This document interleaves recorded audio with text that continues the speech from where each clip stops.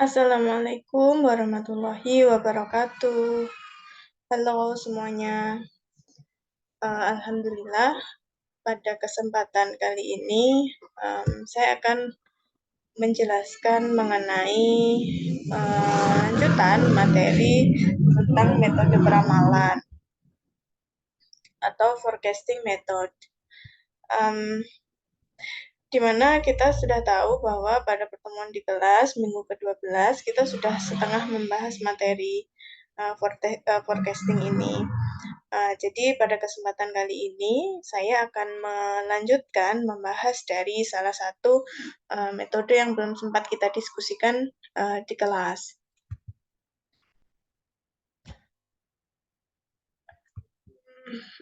Oke. Ini tujuan pembelajarannya, ini materi-materi awal sudah kita diskusikan. Nah, teman-teman, pada metode peramalan ini kita membahas 3 metode saja, yaitu metode naif, moving average, sama trend linear. Karena naif dan moving average sudah pernah kita diskusikan pada kesempatan sebelumnya, maka hari ini kita akan membahas mengenai metode trend linear.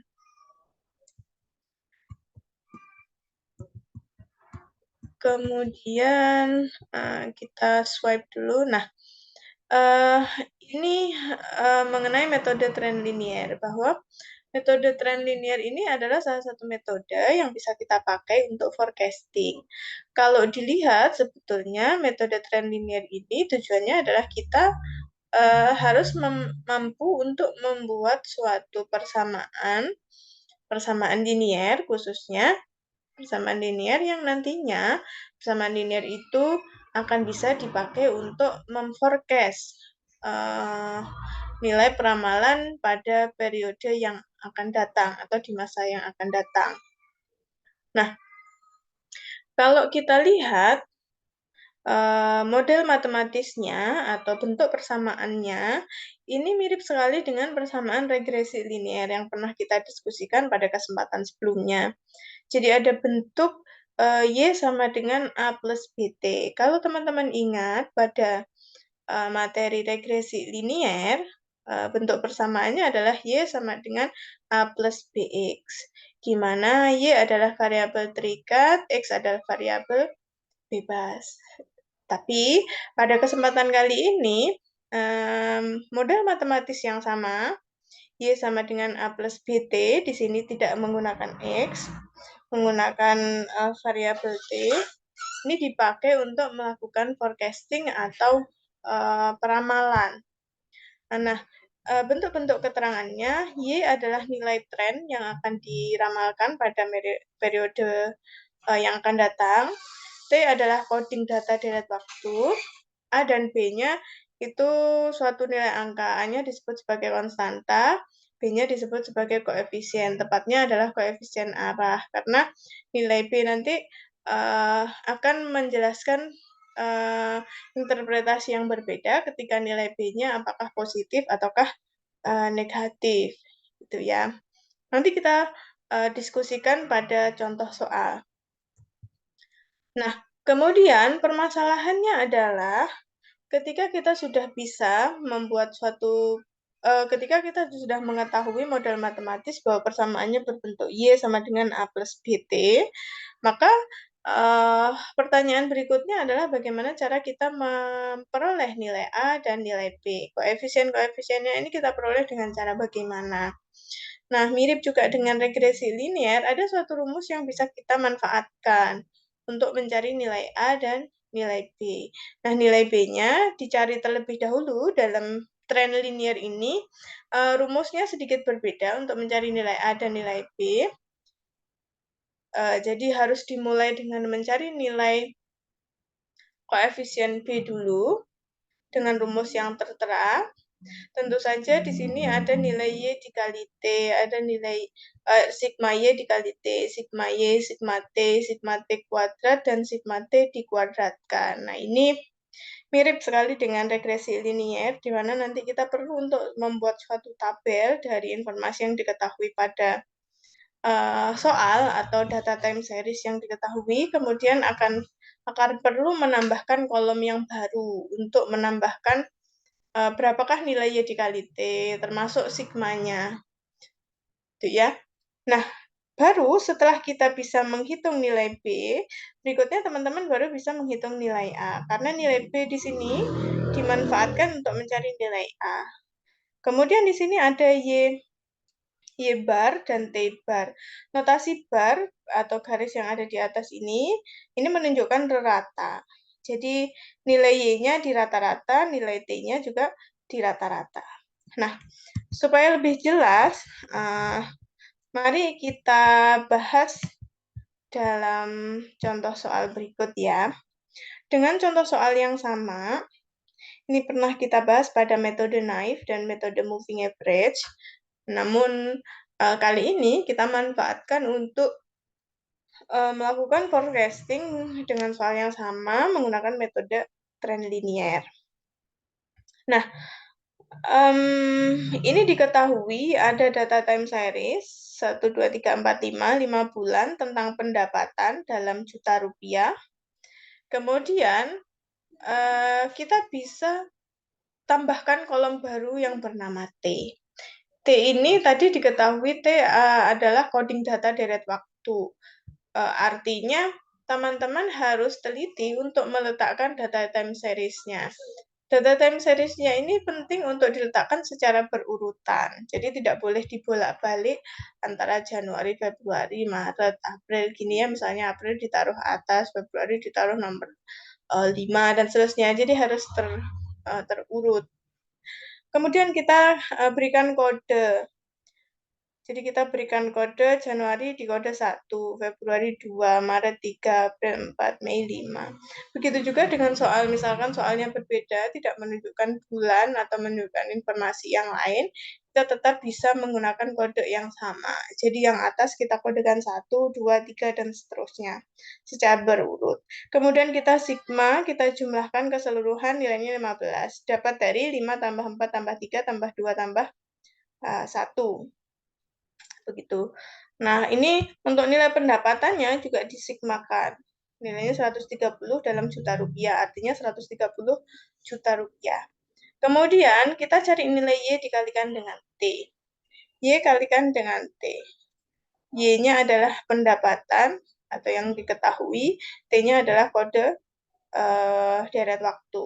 Berarti 20, misalnya yang pertama Y kali T yang pertama adalah 20 kali 1, dapatnya 20, YT yang kedua adalah 25 kali 2, YT yang ketiga 30 kali 3, YT yang keempat 25 kali 4, dan yang kelima 30 kali 5. Hasilnya kita letakkan di kolom YT. Nah, kita perlu membuat kolom-kolom seperti ini nanti supaya kita mudah untuk menghitung nilai B dan juga nilai A. Gitu. Nah, berikutnya dalam rumus kita memerlukan T kuadrat. Jadi YT kita sudah buat, Y sudah otomatis ada, T sudah otomatis ada, maka yang tidak ada adalah T kuadrat. Kita perlu buat T pangkat 2. T-nya adalah kode deret waktu, 1 dikuadratkan 1, 2 dikuadratkan 4, 3 dikuadratkan 9, 4 dikuadratkan 16, 5 dikuadratkan 25. Kita sigma atau kita total jumlahnya adalah 55. YT-nya kita total jumlahnya adalah 410. Nah, dengan sudah ditemukannya beberapa elemen yang kita perlukan, maka kita bisa masukkan ke dalam rumus untuk mencari nilai B. Rumusnya seperti demikian. Nah, N ini diperoleh dari berapa banyaknya data yang ada. Nah, dalam soal ini kita hanya punya 5 data time series, mulai dari Januari, Februari, Maret, April, Mei. Gitu. Makanya kita tuliskan N-nya adalah 5. Kalau misalkan teman-teman nanti diketahui 10 data, ya N-nya tuliskan 10.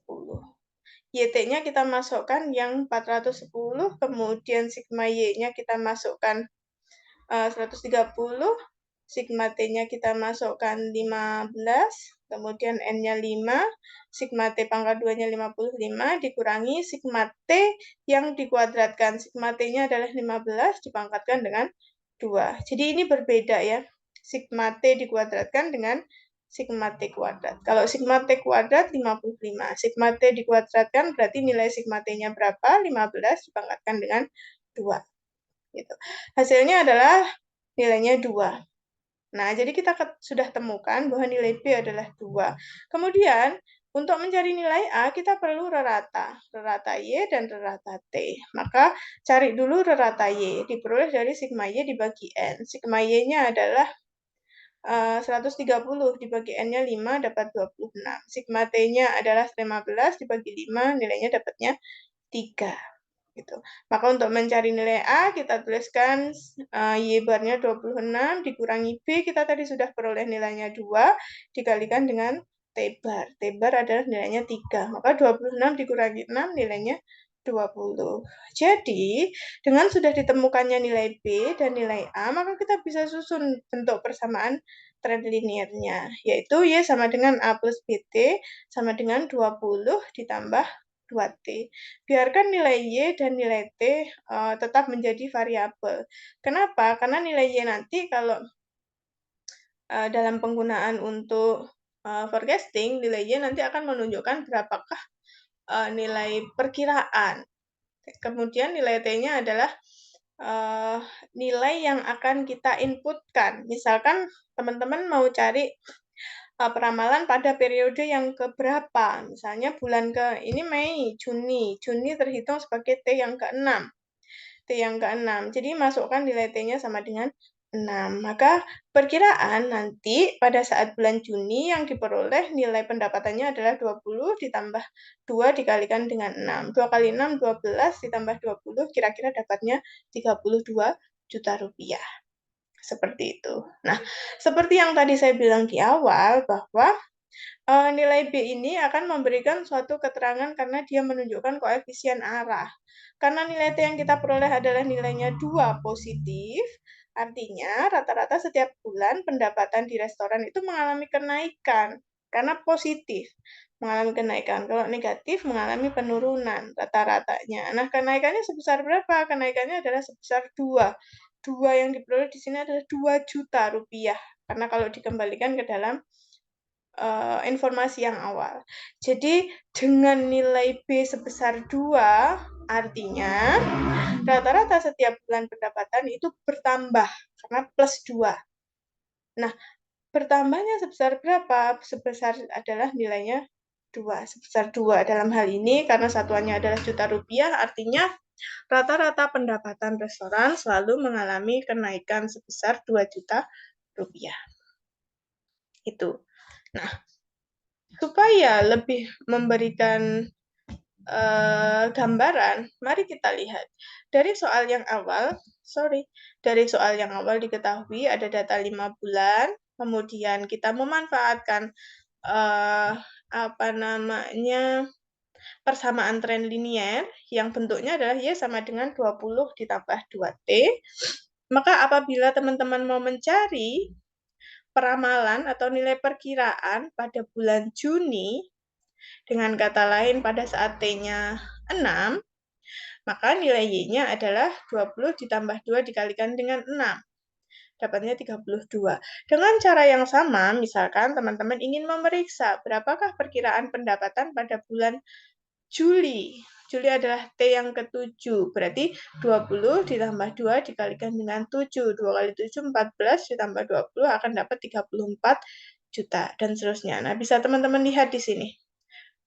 Nah, kalau kita daftar ya, dengan metode tren linier dan persamaannya sudah kita peroleh adalah seperti ini, 20 plus 2T, maka bisa kita ramalkan sampai dengan 1 tahun. Dengan ciri tadi nilai B-nya adalah nilainya positif 2. Berarti setiap bulannya akan selalu rata-ratanya bergerak naik, ada peningkatan, dengan besar peningkatan adalah sebesar 2 juta. Jadi pada bulan Juni diramalkan diperkirakan pendapatannya sebesar 32, Juli 34, Agustus 36, September 38, dan seterusnya. Naik sebesar 2 juta, 2 juta, 2 juta. Nah, itu maknanya. Maka tadi disampaikan bahwa nilai B adalah nilai koefisien arah. Ya. Nah, ketika nanti nilai B-nya adalah negatif, maka rata-ratanya adalah mengalami penurunan. Dengan besar penurunan sesuai dengan besar nilai B. Itu. Nah, mungkin itu yang bisa saya sampaikan dalam video kali ini. Terima kasih. Mudah-mudahan dapat memberikan manfaat. saya akhiri, kurang lebihnya mohon maaf. Assalamualaikum warahmatullahi wabarakatuh.